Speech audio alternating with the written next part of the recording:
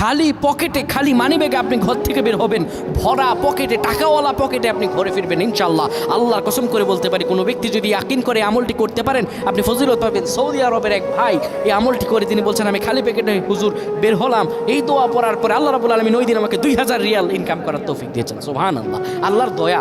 আল্লাহর উপর কেউ যদি বিশ্বাস করে, ইয়াকিন থাকতে হবে, বিশ্বাস থাকতে হবে, তাহলে আল্লাহ রাব্বুল আলামিন কবুল করবেন। আমার প্রাণের ভাইয়েরা, আপনার ঘরের যে অংশে আপনি টাকা রাখেন, যে মানিব্যাগের ভিতরে আপনি টাকা রাখেন, ওই জায়গাটার ভিতরে আপনি দোয়াটা পরে আপনি ফু দেবেন। দোয়াটা পড়ার আগে 10 বার দুরূদ শরীফ পড়বেন। 10 বার দুরূদ শরীফ পড়ার পর আপনি দোয়াটা পড়বেন। দোয়াটা হলো ওয়াকাফা বিল্লাহি ওয়াকিলা, ওয়াকাফা বিল্লাহি ওয়াকিলা।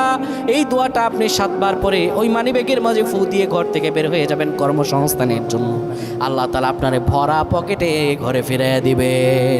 আল্লাহুম্মা আমিন।